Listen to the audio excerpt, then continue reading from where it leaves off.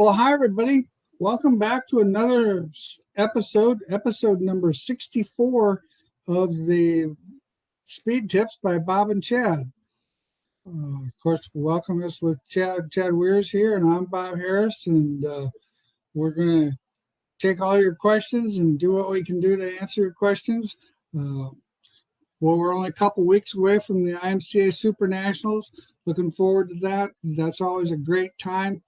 It's a little exhausting, but it's always a great time. You get to see a lot of people that you only get to see once a year, or that's about the only time you get to see them is at the Super Nationals. So that's pretty cool. Get to hang out with my buddy Chad because I'm assuming we'll be next to each other. I haven't seen a lineup an outline of where we're at or anything, but so we'll have to see, but I'm assuming that that's where we'll be. I can't believe that they'll I don't see any reason for them to make a change.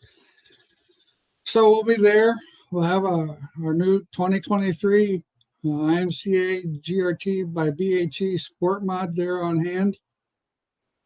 And of course, Chad's got some new products that can't release until the Super Nationals because that's the release date. You got just one little thing you could kind of salt us with a little bit, or kind of give us a little sugar, maybe? Well, there's a new an engine stand that we're debuting that's pretty trick. So awesome. That's one of the new items that we're debuting there, and they're getting the display ready for that. So that's pretty exciting. And otherwise, I've been gone. I've been on vacation for a week, so I'm kind of out of the loop. I don't know what they're working on now or where they're at, but we got to get caught back up. I know I came back to the surprise the new 25th anniversary T-shirts are in, so awesome. Cool. When we got back tonight. Cool. So we'll have those ready to rock and roll in Boone, and I see they got the new koozies are here, so starting the 25th anniversary party, I guess, and at the Super Nationals. So awesome. Well, that'll be exciting. So where'd you go on vacation? What'd you do? Well, it was kind of a mixed up mess. So it was kind of a workcation. Spent a couple days at my place on the river, the Camper, and then spent 4 days working at the hunting land, trying to get that ready for hunting season, and then spent the last 3 days in Wisconsin Dells, wet and wild. So kind of all over. I'm ready to get back to work and some normalcy instead of trying to chase them two boys around. So somewhat exciting at times.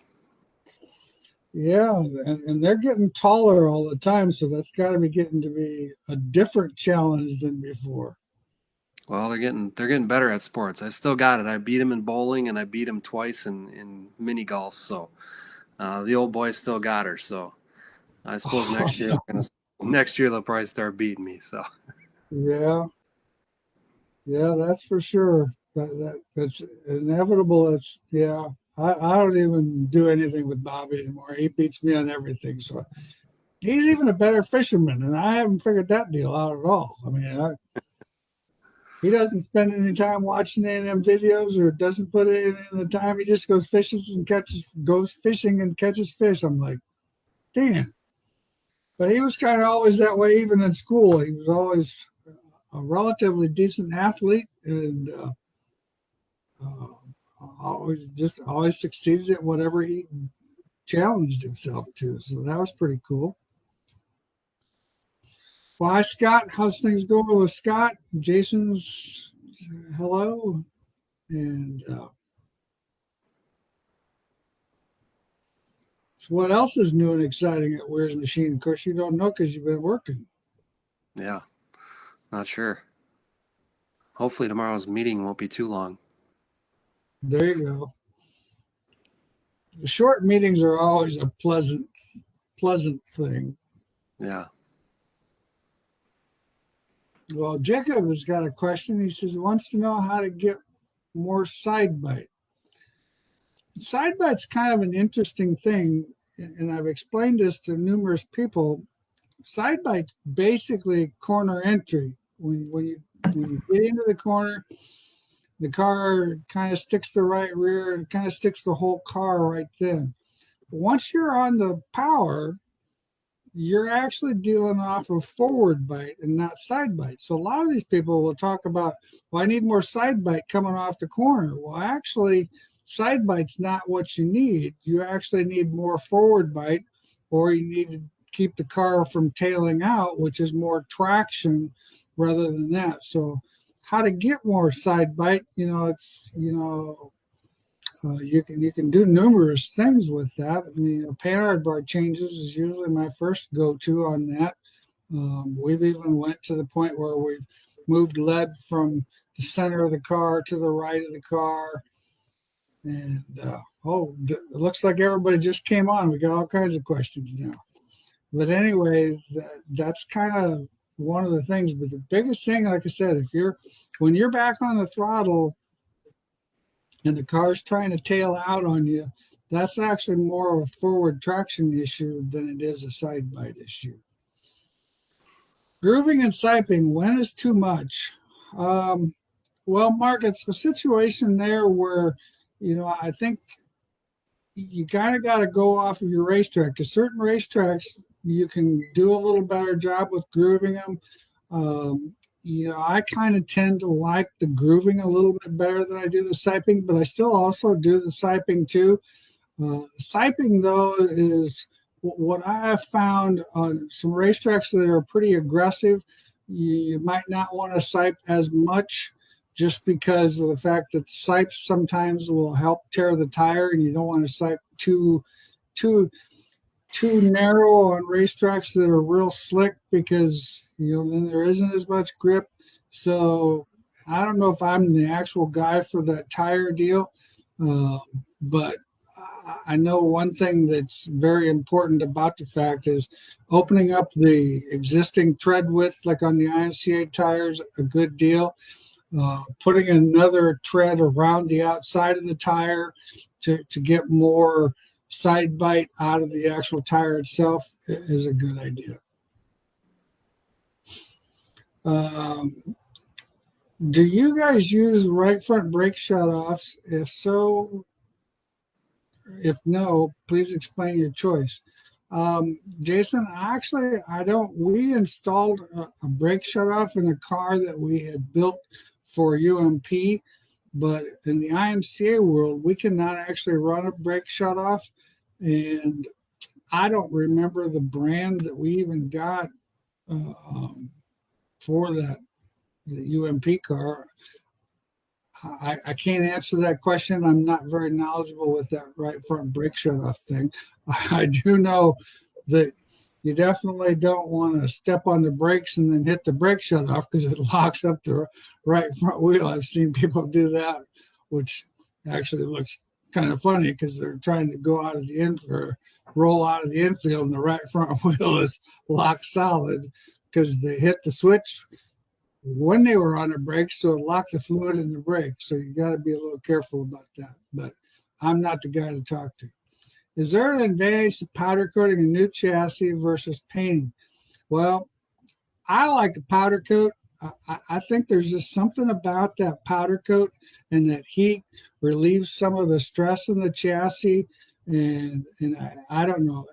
When we went from painting them to powder coat, I felt our cars got better.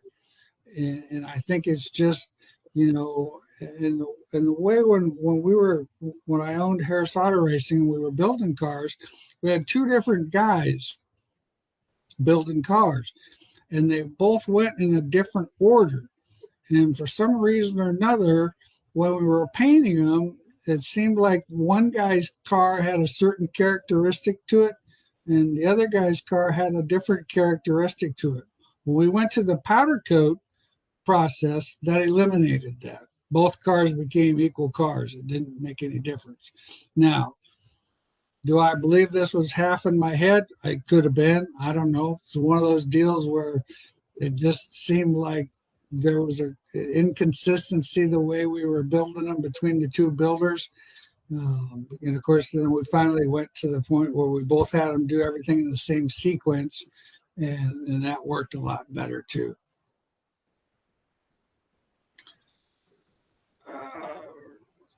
You missed Buddy Ray. Yeah, I did.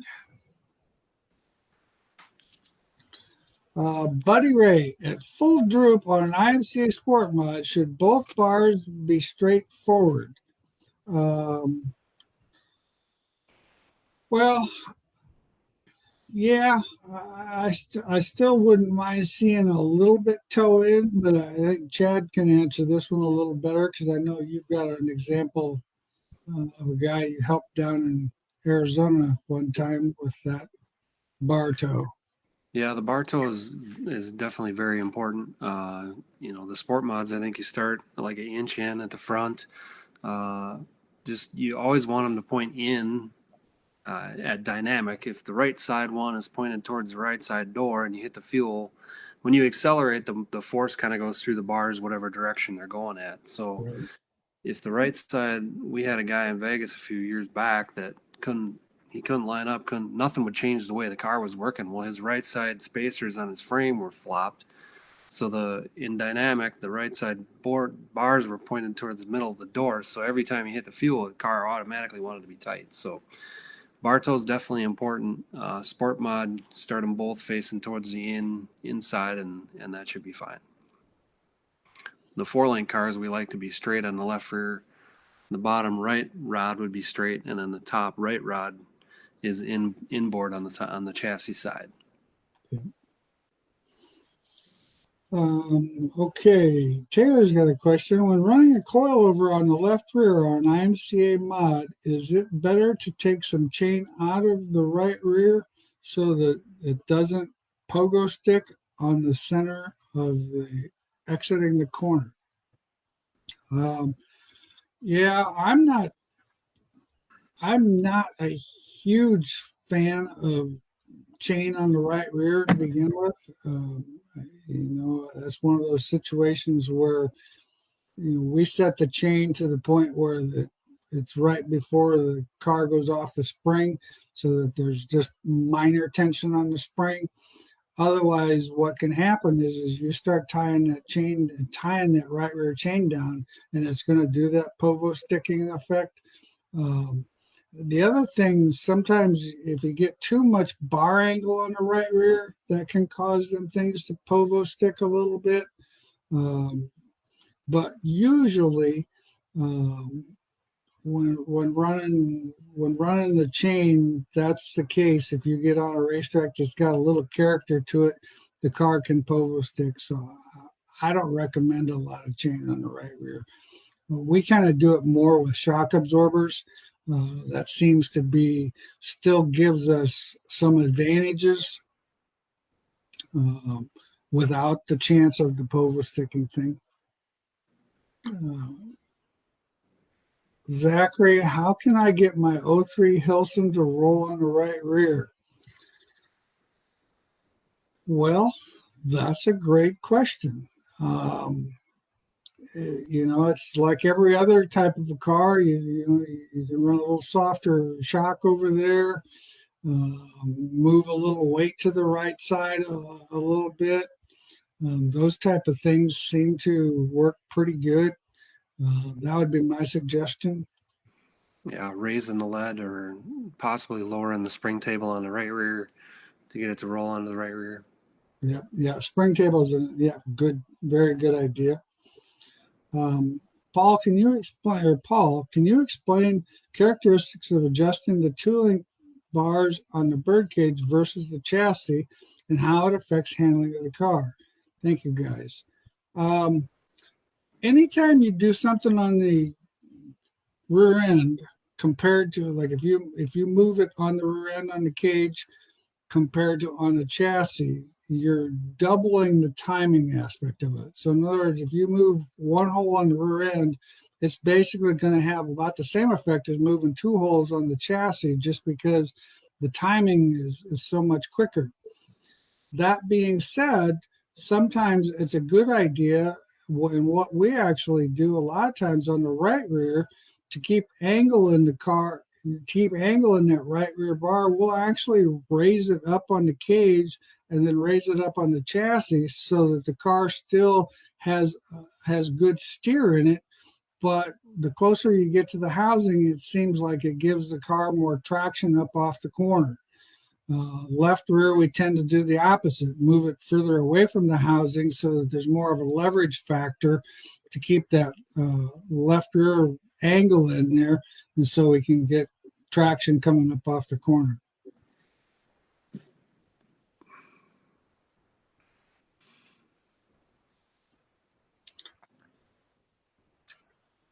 Yep, I was thinking you were talking about sport mod, Paul.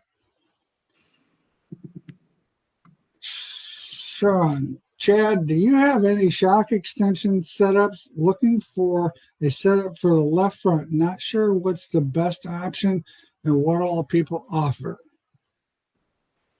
So most of the shock manufacturers make their own extensions. We have a half 20 extension that we use on our sliders that I think fits. God, now I don't even know what shock brand has a half 20 again. Oh, I don't remember, but our slider one fits one of them brands. I'm not 100% sure, but most of the shock companies make shock extensions. I assume you're talking about the ones that screw on the shaft to make it longer or shorter. So I don't know what you're running for shocks, but I would look that direction.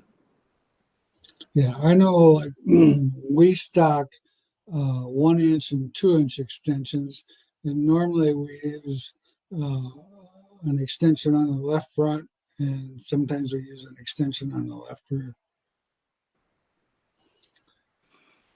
On the right front, camber and caster, or caster and camber, 7.5 camber and 11, 7.5 caster and 11 camber are the going thing. Well, that sounds a little steep to me.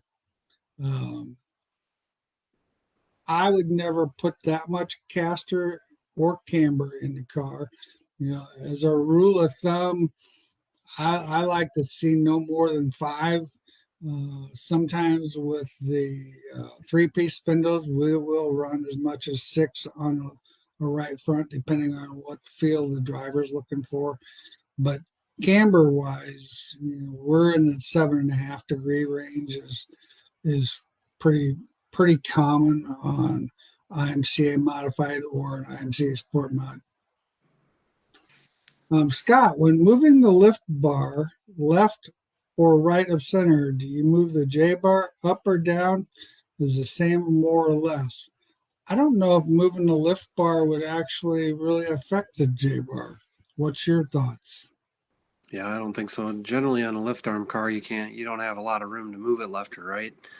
I don't know if maybe we're talking pull bar car, but I know the lift arm cars generally it's one single tube down the frame. Some are built where you can go left and right, but the drive shaft dictates where the lift arm is pretty much all the time. And so I'm going to guess that Scott's probably talking about just the actual lift. I mean, like a pull bar or on a sport mod, the solid upper link, the third link. And I've never had to adjust the panhard bar because of the fact of moving it one way or the other. Further you move it to the right, the car is going to be tighter on corner entry. Further you move it to the left, it's going to be tighter on corner exit, but freer on corner entry. And in that case, if you do move it to the left, you might, with it being freer, and that's a good point, you might want to put a little bit more panhard bar in it just in case, to try to keep the side bite in the car, because when you move it to the left, you are going to lose a little bit of side bite. I think Zachary wants to know, what can I do to make my car roll better? Well, I kind of think we've kind of talked about that. We've talked about lowering the spring table on the right rear. We've talked about moving some weight. You can put a little bit more panhard bar angle in it. That's going to help it get to roll a little bit more.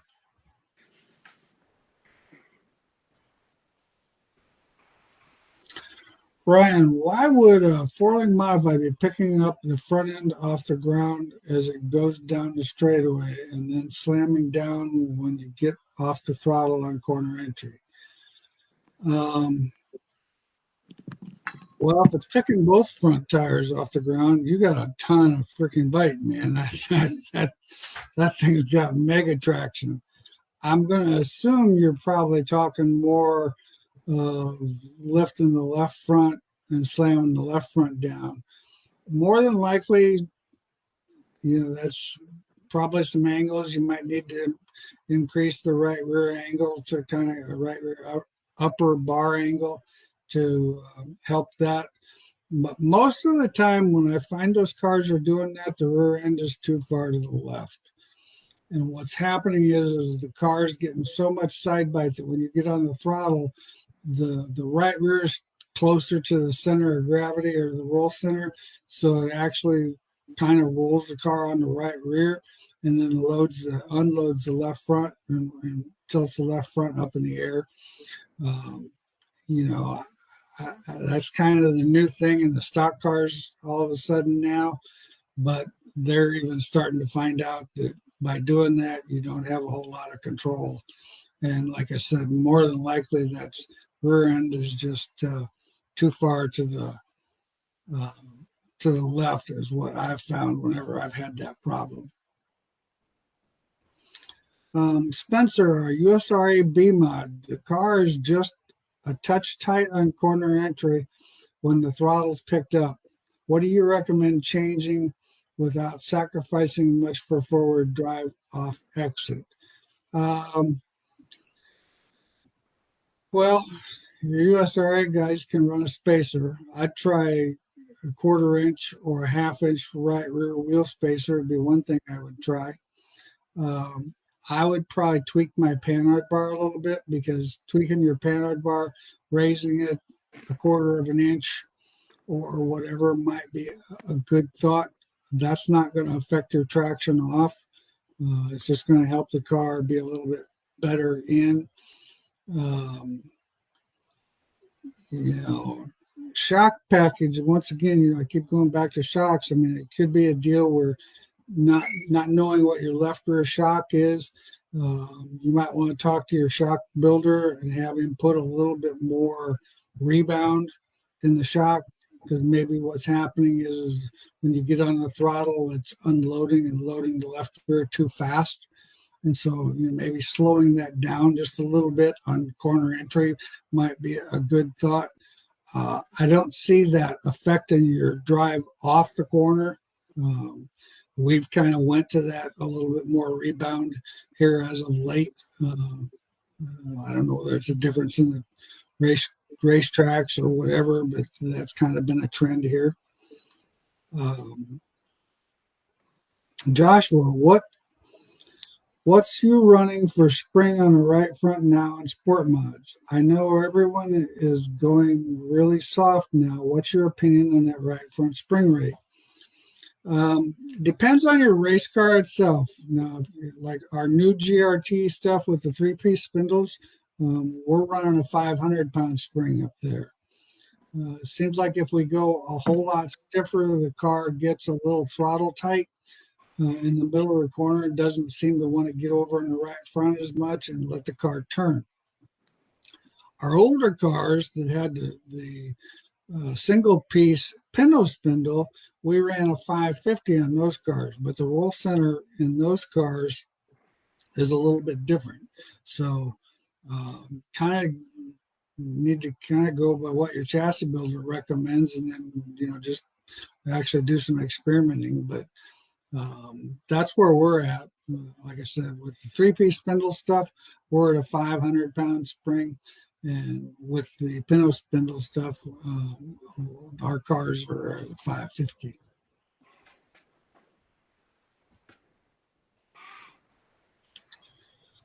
Anthony, because they're back on the throttle, transferred back, then they brake to slow it down for corner.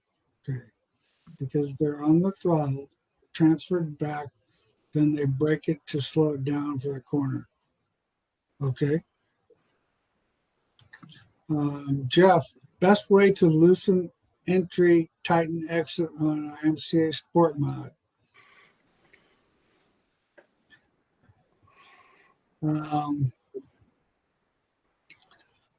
I tend to like to run my panhard bar higher than most people. I run on our sport mod cars. We run from the center of the axle housing down to the center of where the bolt is on the rear end that the panhard bar connects to is 3.5 inches.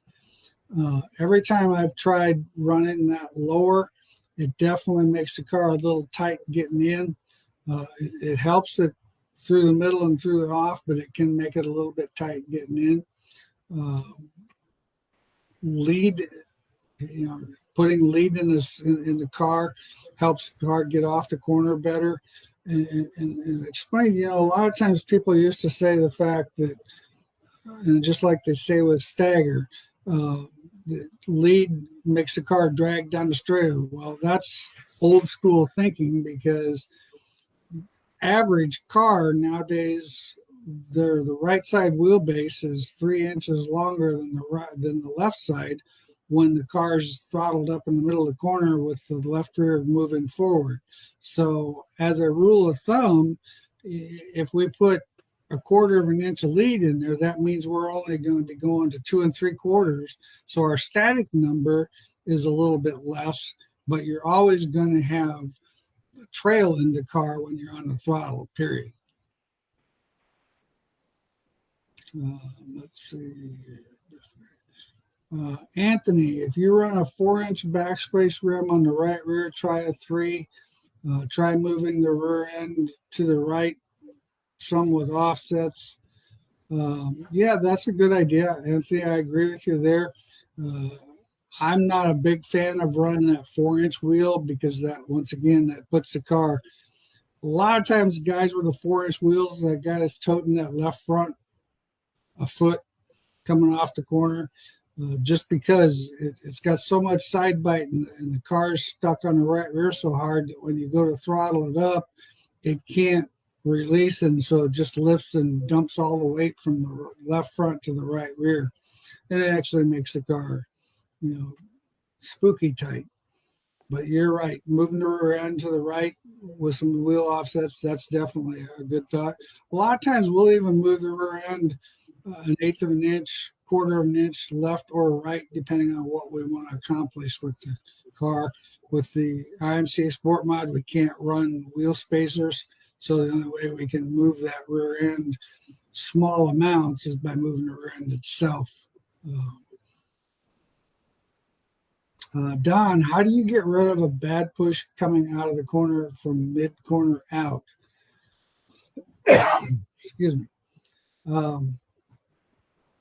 Well, more stagger, more right rear bar angle, taming the left rear down maybe a little bit. But usually, if it's a bad push coming off the corner, that means the left rear is just out tractioning the right rear. So we need to feed some traction to the right rear by putting more bar angle in it. You might put a little bit of trail in the car, static trail in the car, to help it keep turning coming off the corner. What's your thoughts, Chad? Yeah, that's without knowing more if it's a 2-lane car or a 4-lane car, but yeah, that's a pretty good place to start.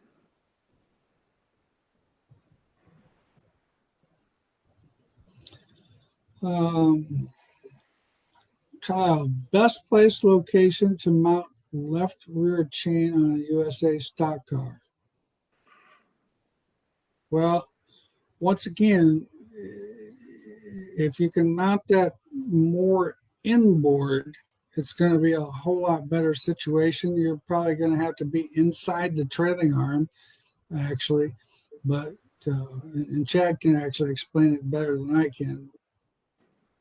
So the rear axle is kind of like a teeter-totter. So when you put that chain out close to the tire, it's going to be real effective picking that left rear tire off the racetrack. When you move it in here, it doesn't have as much force to pick it up, and then it actually kind of articulates around that. So if the chain is located here, it doesn't want to pick it up as much. It'll actually dig that left rear into the ground, so it'll give you more traction when you move it farther inboard, closer to the pumpkin. Aaron, what would adding some left front anti-dive affect on the race car? If you put some more anti-dive on the left front, when you go into the corner under braking, it's going to make that left front feel stiffer. Now, as soon as you release the brake pressure, that left front's not going to be as stiff, but it could, in theory, it would tighten the car up in the corner under braking. Anthony, what's your opinion on the Z-Link rear end? I know most guys run their bars forward. Am I putting myself at a disadvantage? Old clamp car. The Z-Link car has a tremendous amount of straight line traction. The problem is the Z-Link car basically has no steer to it whatsoever. It keeps that left or that right rear pretty well straight in the car. And what happens is it also allows the car to fall over because now we don't have our upper link pushing forward and making suspension stiffness in the car itself. So back in the day when we had full-blown open motors and had an uncontrollable amount of horsepower, that Z-Link was pretty good. But once again, it wasn't the fastest thing in the middle of the corner because that transition from on the throttle, off the throttle thing. But in a drag race situation, oh buddy, it's phenomenal traction. And you want to talk about lifting the left front. Yeah, that the Z-Link will definitely help you lift the left front a foot off the ground, no problem. In my opinion, drivability, there's a disadvantage. I like the characteristics of the four link a lot better. I think it's easier to tune, and depending on, of course, what you run for a motor, like I said, it's just it has more. The four link car has more corner speed. What's your opinion, Chad?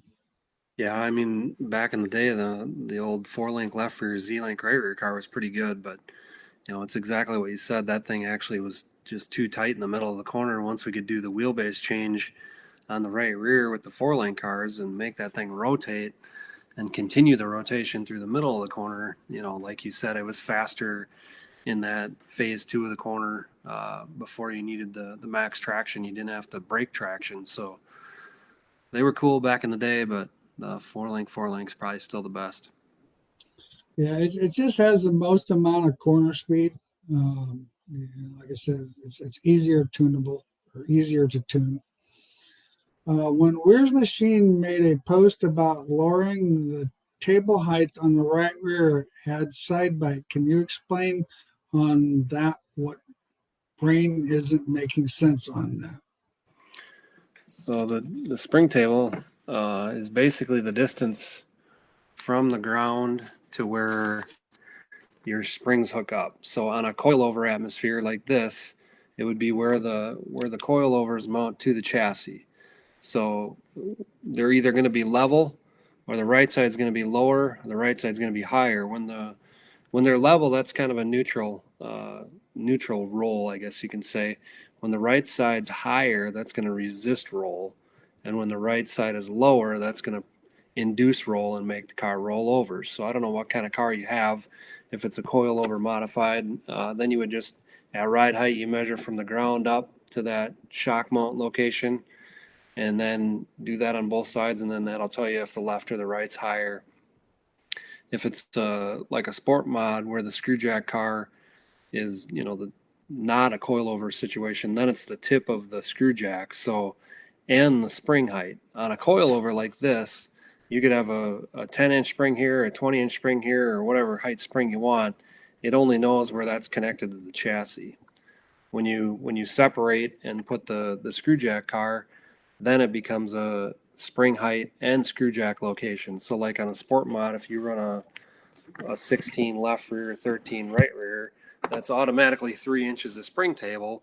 However, you need to look at it at ride height. So if you have a really soft spring in the left rear, and your screw jack is actually probably below your right rear because you got a really soft left rear, then the spring table would be higher on the right side. So there's a lot of variables that go into the non-coilover car versus the coilover car. The coilover cars are very simply from the ground to the shock bolt.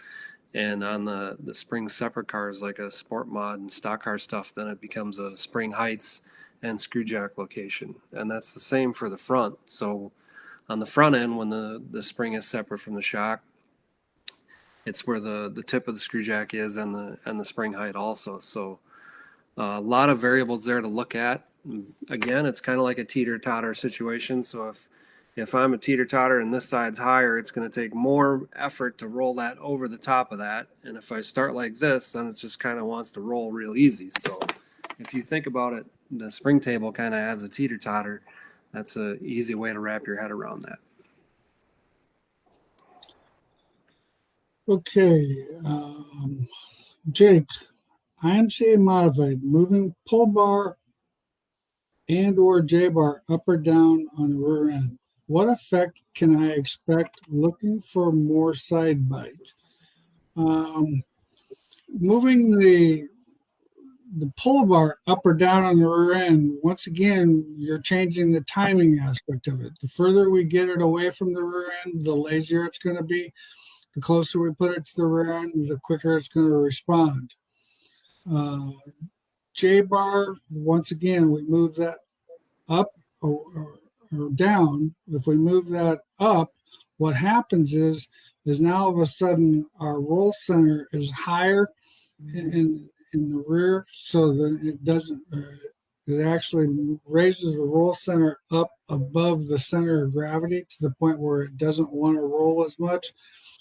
When we lower it, it gets it closer to the center of gravity. So what it does is it makes the car roll more on the right rear. So moving the J-bar up will free the car up getting into the corner. Moving the J-bar down tends to tighten the car up. And when I say moving it up or down, I'm talking on the rear end. If you move the whole J-bar up, that's going to free the car up getting in. If you move the whole J-bar down, that's going to tighten the car up getting in, because once again, we're changing the location of where our actual roll center is in relationship to where our actual center of gravity is. So that's basically what's doing that. Ryan, what does needling the tire do? Well, as Shannon from Hoosier would say, you cannot. Well, we needle a steak, we tenderize it. You cannot tenderize a tire because the rubber, it doesn't change the rubber whatsoever. Some people think it pokes holes in the tire and it will actually make the tire run cooler or whatever. I've not found that to be the case whatsoever. It basically just pokes holes in there, but it doesn't take any material out. So the tire just has a hole in it that fills right up as soon as the needle comes back out of it. It's kind of like poking a needle in your skin. Once you pull it out, there's no hole left in there.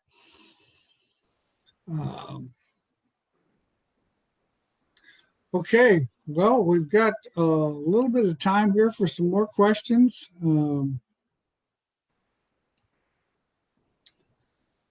The spring table is one of those things that a lot of people don't understand, and that using that attribute of Teeter-totter is the easiest way to put it in simple forms, because if you have the left rear way up and the right rear way down, the car is going to roll easily. It's not going to have that double transition where it has to roll up and then over. It just rolls over. Now, sometimes that can actually get too much, where we've had, like a lot of guys go to an 11-inch right rear spring.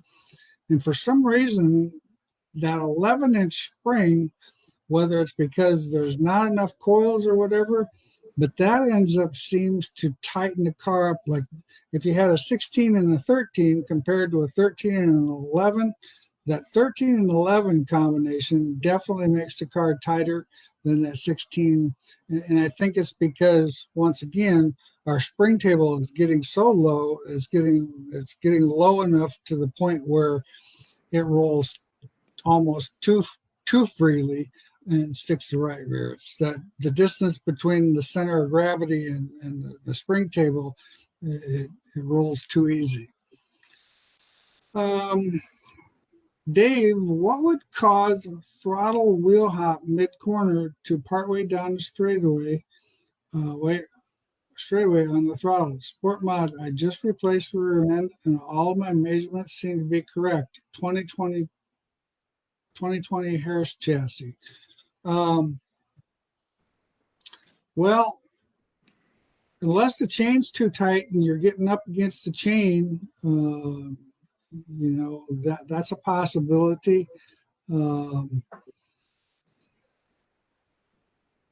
Shock wise, it might be too soft on rebound to the point where you've got real stiff compression shock with hardly any rebound. And all of a sudden that shock has kind of become a povo stick. Too much left rear trailing arm angle can cause that, because now all of a sudden you've got, too much dynamic angle in that trailing arm can cause that too. What's your opinion on that, Chad? Yeah, it's a pogo stick or a shock problem. There's one of the arms is too straight up and down, or like you said, the rebound in the shocks, or I was thinking maybe a bind, but a bind probably wouldn't let it hop. A bind would just be bound. So yeah, I would have to say it's too much angle in the trailing arm or a shock issue would be what, and like I said, that's one of those deals where, like, say you got a 15 compression and a 1 rebound, that shock's pretty imbalanced. It would probably need to at least be a 3 rebound to gain some control. And Frank wanted it, and that was on an IMCA Sport Mod 3 link, and I think that's kind of what we were thinking it was. Jerry, great information. Thank you, guys. Well, we appreciate that, Jerry. We do our best, and we have a good time with it. We get to hang out every other Monday night and shoot the bull. I mean, share information with you guys and tell you what I do or don't know. Tires is not necessarily my specialty. I know what I want them to do, but I don't necessarily. I can tell you one that's done this that looks good and one that doesn't look so great. But doing it, it's kind of one of those deals. yeah, back to Shannon calling that needling a waste of time. It's way more important to get them sipes right than it is to waste your time and effort, trying to needle that tire. We tried to do that back in the day with our stuff, and we never seen any kind of gain. And then once he said that at that school, I was like, man, I sure wish I could have that time that I wasted back. Yeah. No doubt about that. That was, Shannon was a fun one to have as a speaker. I enjoyed all of his information. He's got a tremendous amount of knowledge about tires, and I enjoyed talking to him. So if you ever see him at the racetrack, tell him hi and tell him where you heard about us, or where you heard about him, I mean. Mark, I have been my 4-link book every week since being at the class, and we have improved a lot this year, running better than we did last year. Well, that's good, Mark. That's what our objective is when we teach those classes, and we have a great time. That's probably one of the most fun projects that we do over the winter is, once again, getting together, talking about racing and talking about questions and different things, and kind of going through some scenarios. And there's a lot to learn at those classes. And in fact, we actually have all of our dates up online now. You can actually register online. We actually had 3 people register for this 2-link school today. So they are ready to go, and the dates are set. I think the Sport Mod School is January 20th and 21st. The Four Link School is, I'm thinking it's February 4th and 5th, or that first weekend in February. And then the Stock Car School is the weekend after the Daytona 500. I think it's the 25th and 26th or something like that. Don't hold me on those actual dates, but the weekend after the Daytona 500 is when we do the Stock Car School. Okay. Ronald, Chad, when will new billets be? When will the new T-shirts be available online? Yeah, they're probably gonna be mad at me in the morning and ask why I put this on for the show tonight, because they're not available. They usually won't let me talk about or release products unless it's ready to go on the website, and I know that they probably didn't get these up there, but you can call and order them tomorrow. It looks like there's, I don't know, like 20 boxes here, so I think all sizes are here, but they should have them online in a couple days, I would think, and then we'll have them at Super Nationals too.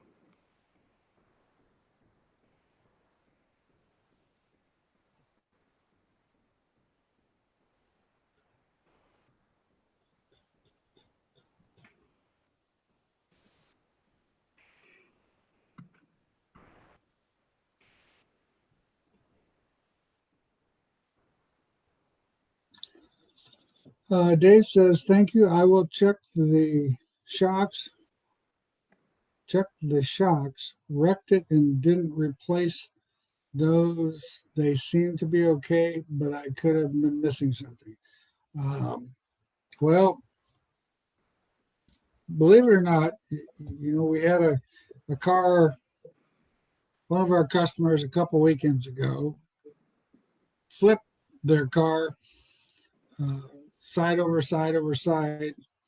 They replaced lower A-frames, tie rods, body brackets, and stuff like that. But they never thought to think about checking their shocks. And all of a sudden they go out, and then the next weekend the car is garbage.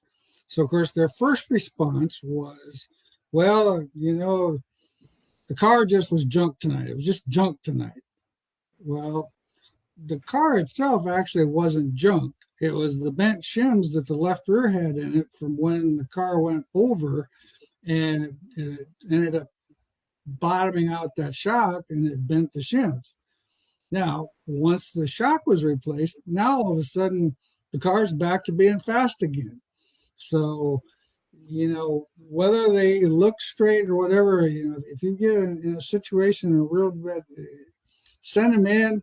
I mean, we won't charge you a dime for dynoing them. We'll dyno them for free, and let you know if the shock has a problem or not a problem. So basically, if the shock is good, you're out the shipping to get it to us and to get it back to you. So it's well worth, rather than wasting another weekend trying to figure out why the car's not working. You got to check those things. I mean, they're pretty. The insides of those shocks are pretty complex, and when something goes a different direction than they're supposed to, it has a tendency to wreck stuff. Let's see. On IMCA Sport Mod, I run 10 pounds in my left rear and 14 pounds in my right front, 12 in my right rear. Can you explain tire pressure from tacky racetrack to slick racetrack? Well, the actual tire that you're running, John, actually needs to have more air pressure in it than that. That's a kind of a DOT type tire, and they don't have a lot of sidewall flex. So what happens is when you underinflate them, they end up having a situation where they cup the tire, because the tire goes to bend, and then it bends on the actual tread of the tire. So like your right front, 14 is probably fine. I tend to run 15, but that right rear, on a heavy racetrack, I'd run 15 pounds in that right rear. Maybe on a slick racetrack, I would go down to 14.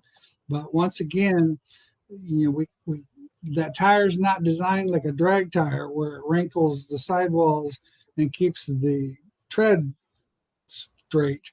These actually have too much sidewall to the point where it wrinkles the tread, and you actually end up less tread on the ground on the surface of the racetrack than you have.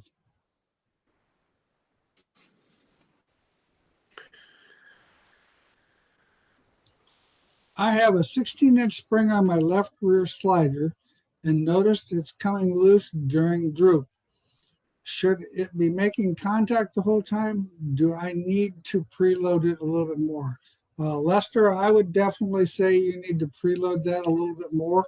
You don't, in my opinion, you're better off if it doesn't come loose. It doesn't necessarily have to have a ton of load in it, but still, it needs to have some preload in it so that the spring doesn't have that loose feeling where it gets loose and then it transitions and gets staggered in there. That could have been that hop too. I guess I never thought of that, but if you don't have spring tension, then back to the question of the wheel hop.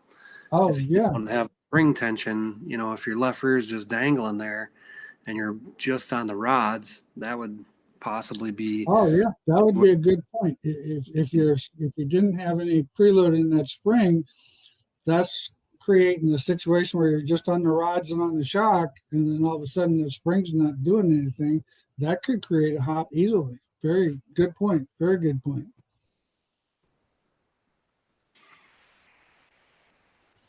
Okay, Spencer. Wait a minute. Lester. We did Lester. Andrew. Stuffing tires.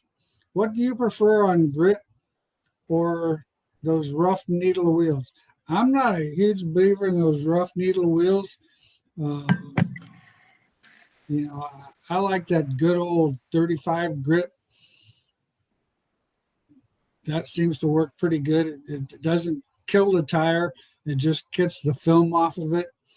The problem with that needle deal is that it just rips the heck out of the tire. Like if you sipe the tire, then you try needling it with that. Now all of a sudden you're going against the sipes that you did because you're ripping half of them out. And I'm not a fan of that needler. It makes a heck of a lot of smoke, but I'm not a fan of it. I like that 36 grit or 36 grit wheel is what I use or what I've always recommended. Spencer, do you feel there's a maximum amount of bar angle that can be achieved on the left rear dynamic, or would it just be determined by the left rear starting to povo? I think anytime you get over that 50 degrees, 50 degrees is actually pretty much pushing it, because we're getting to that point where it's starting to stand up, and it's definitely going to start trying to povo stick if you get much more than that 50 degrees. I think 50 degrees is acceptable. We run between 45 and 50 degrees. It seems like every time I've tried more than that, you can kind of get that bar lock thing where it tries to povo stick the car a little bit, and it makes the car, well, then all of a sudden it puts all your suspension in your tire, and the tire's not designed for that.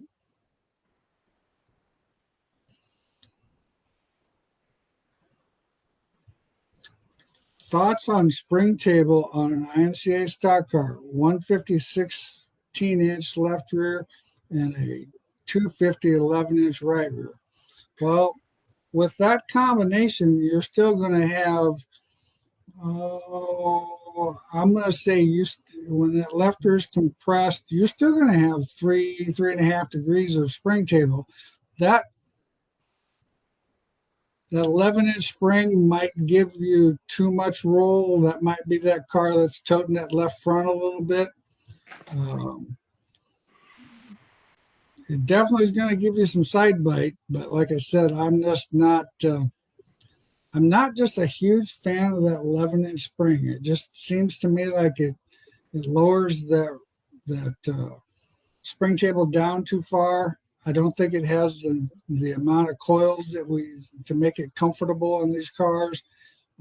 I'm just not a huge fan of that 11-inch spring. I've just not had great success. And you're right, with that 250 left rear spring. Every time I've ran an 11-inch spring, I've had to go ungodly stiff to make the deal work. And sometimes I'm not sure that's as user friendly.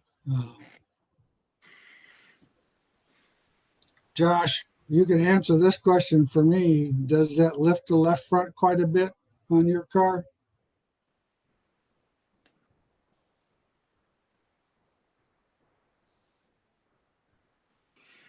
So what do you got? Any races or anything next weekend, Chad? I guess I'm not sure if I'm going anywhere or not. I'll have to check the schedule. Find out tomorrow morning's meeting. Yeah. See what's going on. Yeah, no, that's for sure. I think we're just thrashing, getting ready for Super Nationals is the plan. I don't think we have any factory support plans before that one. That's a big week. Takes a lot of prep. So. Well, okay, Josh, first time going to try it. I have a 13-inch. Yeah, I have a 13-inch spring with you. 225 13-inch spring with you in the trailer just in case. And I'd probably, if you have time, I'd scale it with that too beforehand, just in case, because my gut feeling is it's going to tote the left front to the point where it might make it have lots of traction off the corner, but getting into the corner can get a little bit flaky.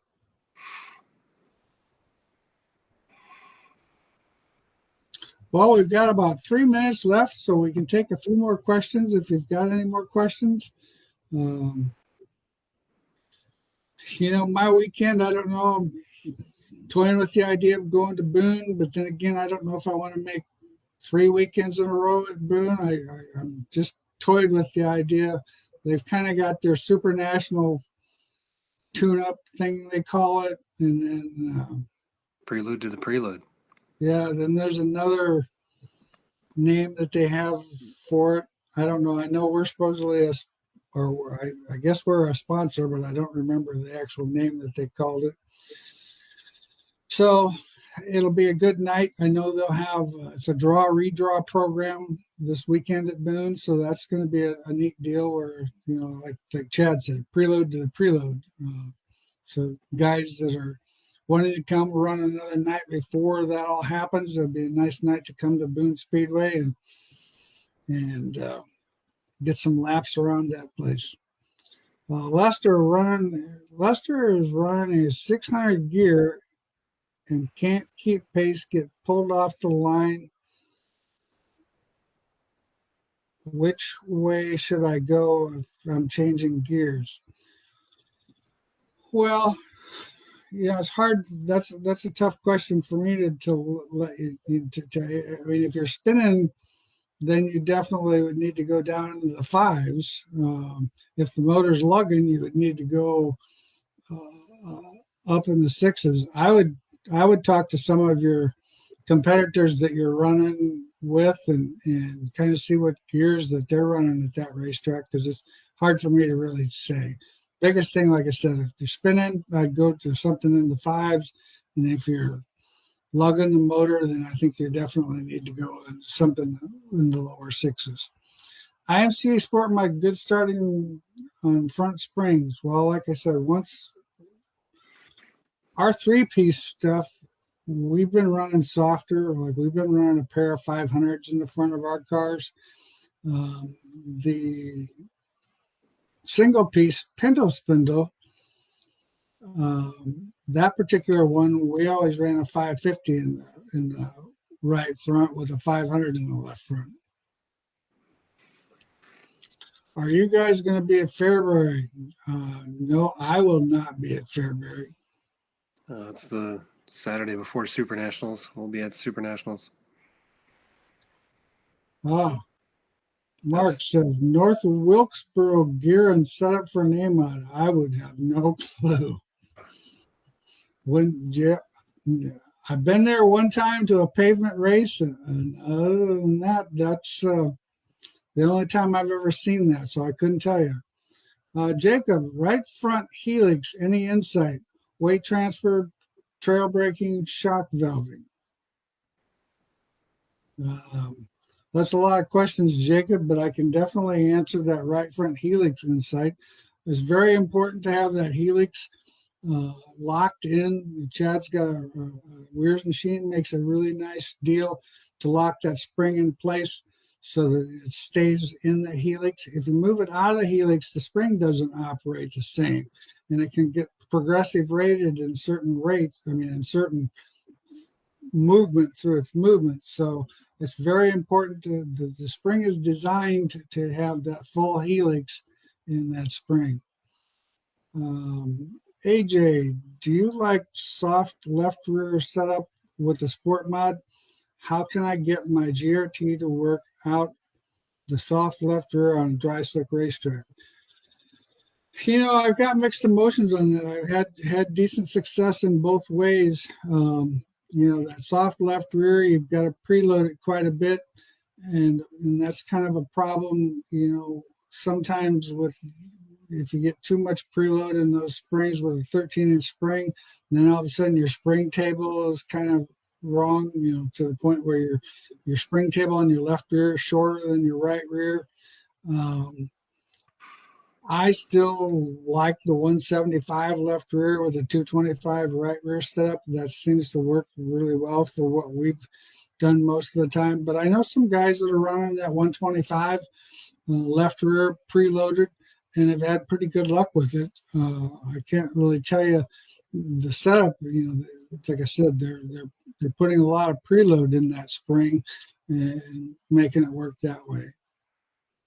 Well, appreciate that, Todd. We always glad to hear from you. I'm glad you were listening, and we'll gonna call her a night. Thanks, Chad. Thank you guys for all listening and listening to what we have to say. Great questions again, and we will see you in 2 weeks, which will be 2 weeks. We doing it from Super Nationals? Well, it looks like 2 weeks would be doing it from Super Nationals. So we'll have to figure that out. Can't guarantee we'll get that done. All depends on the Wi-Fi and the electronics side of that thing, if we can do that. That one year we did that at Motorsports, I thought that worked out actually better than last year doing it in a trailer, because last year in the trailer was extremely hot and everybody was about to pass out. I got a better air conditioning unit now. Well, you got a better, oh yeah, that's right. You got a better trailer now. I forgot all about that. Yeah, that'd probably work out pretty slick. So if we can get the Wi-Fi to work, that'll be the plan. Monday night, September 5th. So we will plan on hopefully seeing you guys all then. Thanks again, Chad. We appreciate it. Thanks. Have a good night.